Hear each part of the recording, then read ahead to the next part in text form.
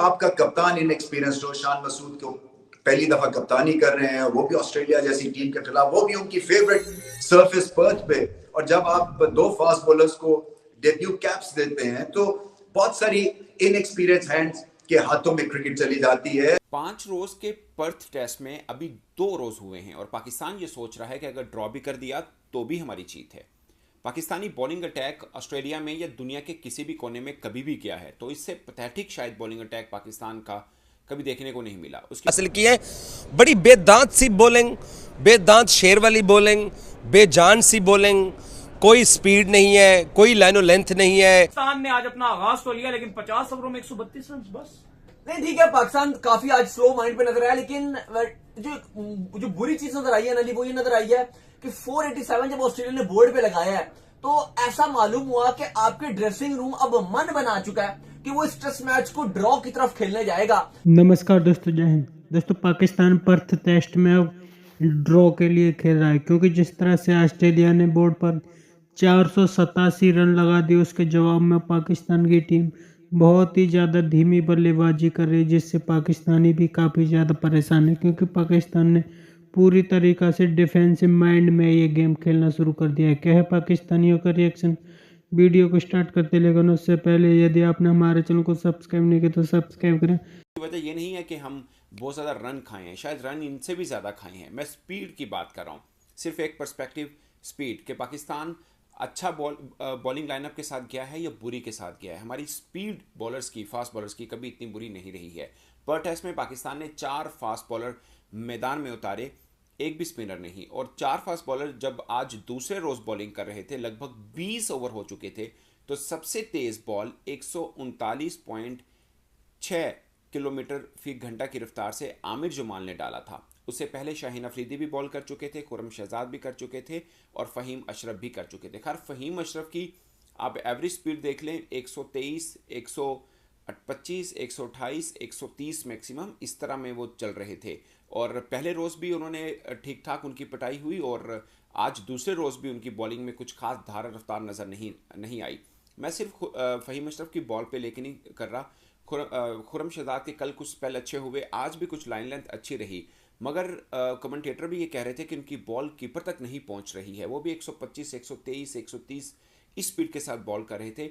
शाहीन अफरीदी 130 से ऊपर तो रहे, मगर जितना उनकी धार रफ्तार नज़र आती है वो उतनी नज़र नहीं आई है। मगर उन्होंने भी बॉलिंग ठीक की, मगर जो उनके ऊपर उम्मीद है शायद उस पे ऊपर वो खुद भी पूरा नहीं उतरे हैं। आमिर जमाल तेज़ बॉल भी किया उन्होंने और काफ़ी इफेक्टिव भी नज़र आया। 6 विकेटें ली उन्होंने और उन्होंने बताया कि उनको बाहर बिठाए रखना कितनी नाइंसाफ़ी थी उनसे। वही पर्थ का ये मैदान है जो, अगर आप ये समझें कि ये बॉलर्स के लिए ही सब कुछ है। यहाँ पर बल्लेबाज भी रन किए हैं, मिचेल मार्श ने बड़े अच्छे रन किए हैं, डेविड वार्नर ने बड़े अच्छे रन किए हैं। पाकिस्तान की इस्लामी बल्लेबाज जो हैं वो थोड़े मुहतात होकर खेले थे, मगर मुझे लगता है कि वो इकॉनमी, खासकर अब्दुल्ला शफीक की 34 के स्ट्राइक रेट के साथ उन्होंने रन किए, और इमाम भी बड़े संभल कर खेले और अब्दुल्ला शफीक से ज़्यादा संभल के खेले हैं वो। मुझे लगता है कि बहुत ज़्यादा डिफेंसिव अप्रोच पाकिस्तान के लिए कुछ ज़्यादा फ़ायदेमंद नहीं रहेगी।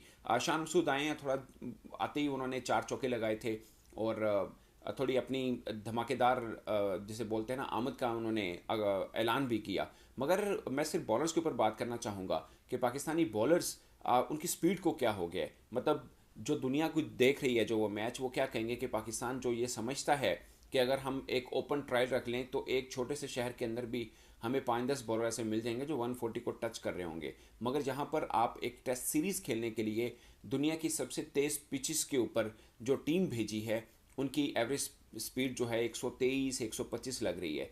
वो पाकिस्तान जहाँ पर शाहिद अफरीदी भी 136 की रफ्तार से बॉल कर लेते हैं, जहाँ पर हमारे यूनुस खान इस स्पीड से बॉल करते रहे, वहाँ पे हमारे मेन स्ट्राइकर अगर इस स्पेस के साथ बॉल करेंगे तो ये पाकिस्तान के लिए कुछ ज़्यादा हौसला अफजा होगा नहीं। और ख़ासकर उस पिच के ऊपर जो मानी ही बॉलर्स की पिचेस जाती हैं, यानी पर्थ के पिच के ऊपर, अगरचे बैटिंग के लिए सजाई गई है वो पिच, फास्ट बॉलर्स के लिए बहुत ज़्यादा वहाँ पे उस तरह से नहीं मिल रहा।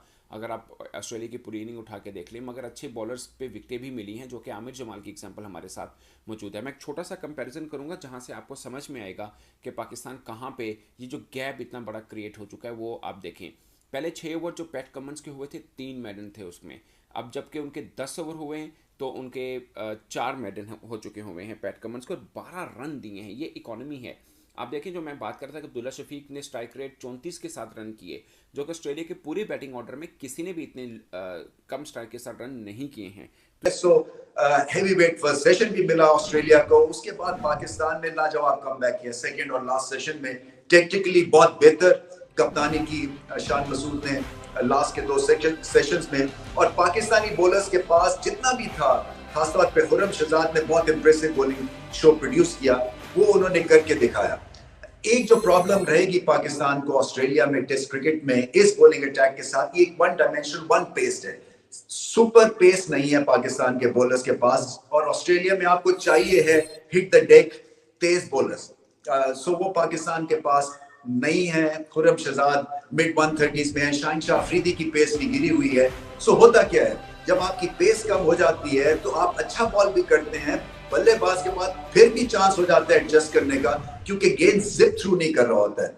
सो यहाँ पाकिस्तान को आगे चल के मार पड़ेगी। फिर फिटनेस के इश्यूज भी रहेंगे, क्योंकि देखें जो फील्डिंग है वो फिटनेस से डायरेक्टली लिंक्ड होती है, और अगर आपका लव अफेयर वार्नर के साथ चलता रहेगा कैचेस छोड़ने का, उनको चांसेस फिर से मिले। एक स्टंपिंग मिस की सरफराज ने, फिर एक स्कायर इजी कैच था बैकवर्ड रन करके, और अब्दुल्ला शफीक गेंद के नीचे पहुंच गए और फिर गेंद उनके हाथों में लगा ही नहीं। सो इस तरह के अगर आप चांसेस वार्नर को देंगे तो फिर वो 150 ही करेंगे। आपको याद होगा बेंगलुरु में उन्होंने पाकिस्तान का क्या हशर किया था, 10 रन पे उनका कैच ड्रॉप हो गया था। सो पाकिस्तान को कैचेस तो लेने ही लेने हैं, फील्डिंग एफर्ट बेहतर करना ही करना है, क्योंकि ऐसे इनएक्सपीरियंस बॉलिंग अटैक और one dimensional one pace bowling attack को जरूरत है टॉप क्वालिटी फील्डिंग की।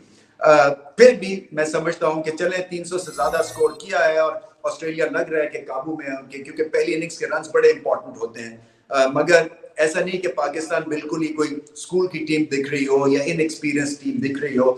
सब चीजों को सामने रखते हुए बुरी परफॉर्मेंस नहीं थी। वार्नर ने डिसाइड कर लिया कि ये उनकी लास्ट टेस्ट सीरीज होगी। सो ऐसे मौके पे क्या होता है, एक आप इमोशनल हाई पे चले जाते हैं, क्योंकि ये आपके पास डाइंग मोमेंट्स हैं, लास्ट के फ्यू मोमेंट्स हैं टेस्ट क्रिकेट में। So I am sure he wants to make most of it, और देखा भी इसलिए कि एकदम से वो स्टेडी हो गया। पहला सेशन पावरफुली खेले, उसके बाद सेकंड और थर्ड सेशन में उन्होंने कंडीशंस को रिस्पेक्ट दी और उसके बाद एक स्टेडी इनिंग्स खेली वो उन्होंने, ना कि जीत की तरफ। ये माइंडसेट बड़ा नेगेटिव है, क्योंकि मैं हमेशा एक बात कहता हूं कि अगर आप ड्रॉ की तरफ जाओगे तो आपके पास से जीत का मौका तो खत्म हो गया। अब आप हार सकते हो जरूर, लेकिन अब आप जीत नहीं सकते, और अब आप ड्रॉ के लिए खेल रहे हो, यानी कि आपने अपना एक जो मेन जीत है वो आपने खुद अपने हाथ से काटा लगा दिया। अब आप खेल ही ड्रॉ के रहे हो, ड्रॉ होगा या हार होगी। तो ये बड़ा एक नेगेटिव माइंडसेट है, क्योंकि देखो अगर आप जीत के लिए जाते हो तो पॉसिबल है कि आप फिर ड्रॉ भी कर सकते हो, और चलो जीत या ड्रॉ 2 प्रोबेबिलिटी आपके हक में आ सकती है, और तीसरी जो वो हार की प्रोबेबिलिटी, चलो जो आप नहीं चाहते। लेकिन मुझे लग रहा है कि जो माइंडसेट नजर आया है आज, कुछ 37वें ओवर में आपके 74 रन पे पहली विकेट गिरी है, और जो 53 ओवर में आपने सिर्फ 132 रन बोर्ड पे लगाए हैं, और कल तीसरा दिन है। और देखो ऑस्ट्रेलिया, यही चीज है कि ऑस्ट्रेलिया को ये आपके ऊपर चढ़ के खेलेगा। ऐसे कोई खास फायदा नहीं होगा कि आप सोच रहे हो कि बहुत अच्छा कर लोगे। होगा ये कि ऑस्ट्रेलिया कल आपके ऊपर और चढ़ेगा, कल वो आपके पास और चढ़ाई करेगा, और वही आपको एक बैकफुट पे लेके जाएगी चीज। क्योंकि जब ऑस्ट्रेलिया आपके ऊपर चढ़ाई करना शुरू करेगा तो यकीनन तौर पर आपके लिए मुश्किलात बनेंगी। आज भी आप कोई तसलसल के साथ गेंदबाजी नहीं है। मैंने शाहीन का स्पेल देखा, मैंने आमिर जमाल ने, चलो ठीक है, थोड़ा स्पीड के साथ बॉलिंग की है। आप खुर्रम शहजाद की बॉलिंग देख लें, ऐसे लगता है कि जैसे हम जो है वो पता नहीं एवरेज सी क्रिकेट यहाँ पर खेलने के लिए आए हुए हैं। मुझे तो मज़ा बिल्कुल भी नहीं आया, पता नहीं आपको पहले सेशन के अंदर कितना मज़ा आया है। सरदार साहब इतनी लंबी फ़्लाइट लेके कहाँ से होते हुए आप पर्थ के सॉफ्टेस्ट स्टेडियम, तारीखी स्टेडियम में पहुँचे हैं। मज़ा आया पहले सेशन का आपको? देखिए मज़ा तो आया, यहाँ पे क्रिकेट देखने का मज़ा ज़रूर आया, लेकिन जिस तरह पाकिस्तान की परफॉर्मेंस है थोड़ा सा दिल ज़रूर टूटा है, क्योंकि पर्थ की विकेट तो आपको पता है कि जानी जाती है कि यहाँ के फास्ट बॉलर, यहाँ हमेशा से आपने देखा होगा, तारीख उठा के देखें कि हमेशा से फास्ट बॉलर ने यहाँ पे डोमिनेट किया है। जब यहाँ पे हमने अपने फास्ट बॉलर को देखा 128, 130, 127 से बॉलिंग करते होते दिल दुखा ज़रूर है, क्योंकि तो कहाँ गए आप क्या मुंडे ताड़े खाने की ने? नहीं, आपके पास ऑप्शन जो लड़के आपने सेलेक्ट किए हैं, फ़हीम अशरफ आपको 50 पे तो नहीं बॉल करके देंगे, खुरम शहजाद आप लेके आए 150 पे तो नहीं करके आए। ये तो आपका डोमेस्टिक स्ट्रक्चर ऐसा होना चाहिए कि उसमें से आप फास्ट बॉलर लेके आए। अब शाहीन शाह अफरीदी जब से नी इंजरी के बाद आए हैं तो उनकी स्पीड को आपको पता है कि 130 132, और जैसे ही आमिर जमाल बॉल करने आए तो मैंने आपको कहा यार कि ये बॉल जो 140 150 पे करते हैं तो हो सकता है ये 150 पे तो कोई नहीं, क्या 140 पे कर रहे हैं। चले 150 पे भी कर लेते हैं। 150 पे बॉल करना बहुत बड़ी दम की बात है मेरा भाई। 150 यार हुई है। ये पर्थ की इस गर्मी के अंदर 150 के ऊपर उन्होंने इस मैच में तो कोई बॉल नहीं डाला। अच्छा, 140 तो कर रहे हैं ना, 140 कर रहे हैं। जिस हाल में बाकी 4 कर रहे हैं उनसे तो ये फार बेटर है, बहुत बेहतर है।